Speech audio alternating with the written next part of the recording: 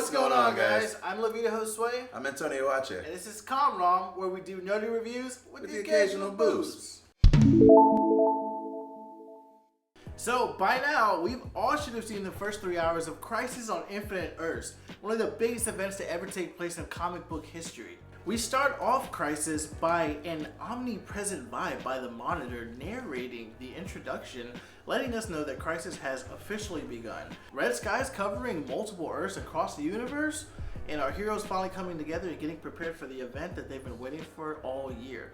But we have some questions. Throughout the episode, we see Team Supergirl try their hardest to save all of the people that they can from their Earth and, corral them all and get them to Earth 1, which apparently is the last place that the antimatter wave is going to hit.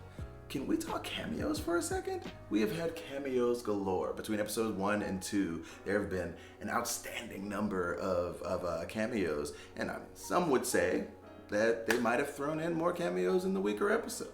Just Batwoman. Batwoman!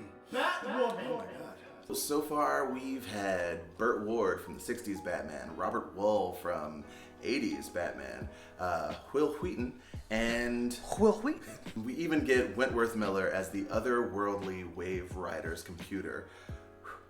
And at the end of it all, we get a little bit of some grimaces and red light from Hawk and Robin from Titans.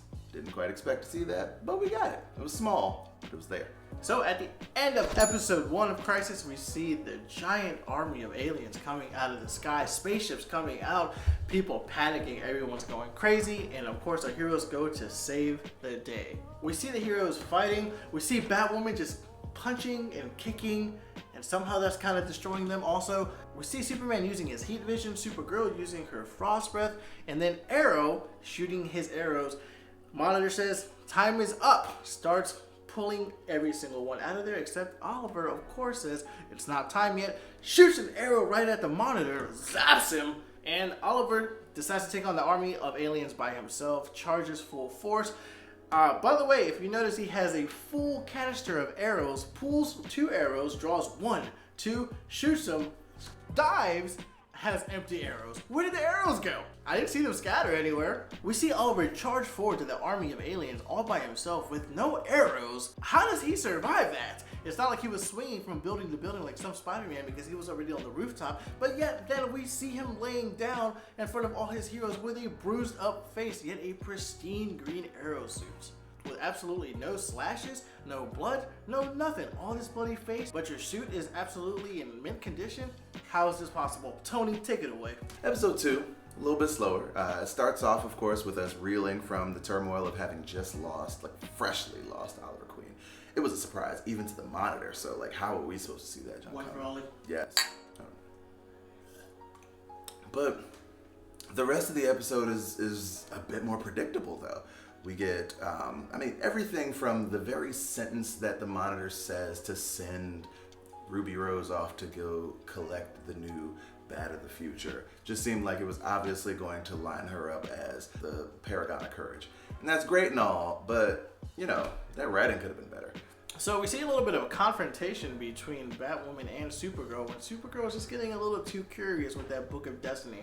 Batwoman's like, if you do it, you're gonna regret it. Kind of steps up to Supergirl, and Supergirl's like, you don't want to try me. And she's like, you'll be surprised.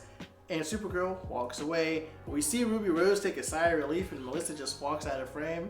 But I feel like they're gonna tie that back into, who knows, future Crisis or future episodes of Batwoman or Supergirl. Real quick about episode 2, not a fan of how they treated Kevin Conroy. We finally, after all this time, got to see him actually be Batman. And what they gave... So, hey! So, we finally get to see him be Batman. Be physically Batman after all these years of him being the voice of Batman for us throughout the entirety of our childhood. And what they give us is this old, battered, evil, people-killing Batman. That's just not what we needed. That's not what we needed at all. Just to lift Ruby Rose a step higher. Yay, she's great. Batman's bad. annoyed me. I don't know about the rest of y'all. Real quick, leave a comment if you were tired and pissed about how they treated Kevin Conroy, because I've been waiting for this day, and look what they did to him. And part 3, episode 3. Oh my God, Francine. This episode, Francine, oh my God. We now get to see the most of these heroes come together and try to figure out what it is that they're going to be doing. And honestly, just be real meta about the fact that this is in fact a crossover. Love that. But also a crisis. Oh! We're gonna break one of these. It was cool as hell to see Black Lightning join the ranks of the rest of the heroes and like right off top, just show his worth. He was just and all of that, just like, and got to say his line from the show. I know you guys know it if you actually watch the show. Where's the future? What? All of that? It's a whole thing. Anyways, he does all of that, and then they finally, like I said in episode 3, show him as a part of this group, and they're just kind of going through the, not the motion so much as like all the rigmarole that it's been taking them this long. And real fast, I'd probably lose my black card if I didn't mention it.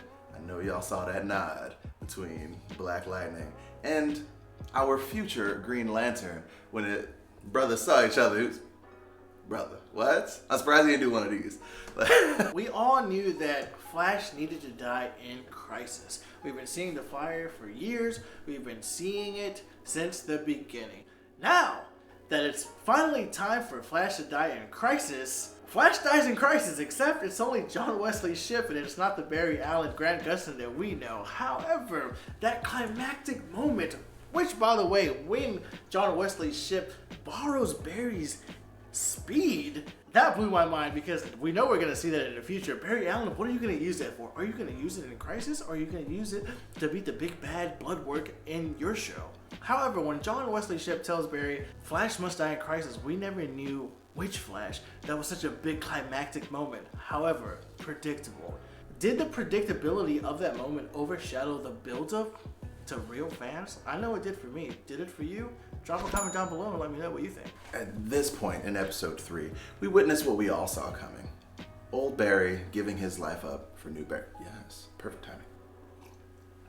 And New Barry gets to live, making Iris's headline true, but the picture a little futile, because obviously she got the wrong Barry on there. But either way, the Crisis and the Flash disappearing in Crisis makes perfect sense now.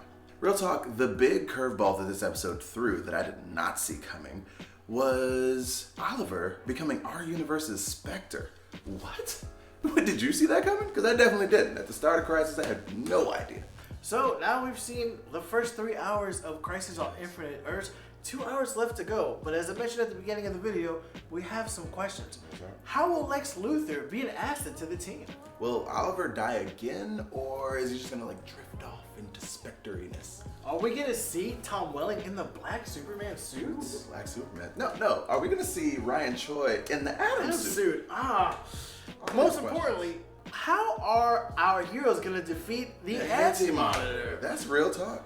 That's real. We have all these questions. So many swirling questions around our minds. I know you guys have some questions too. I know I do. Go ahead and drop those in the comments if you do. You know what I'm saying? Typity type. And we can all talk about this and just pontificate on the possibilities as to where this is going to go after episode 5.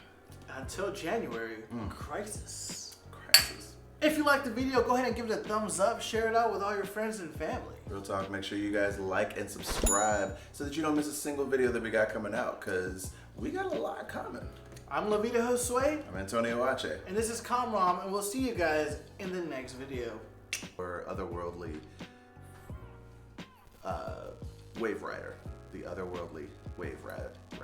The otherworldly wave rider.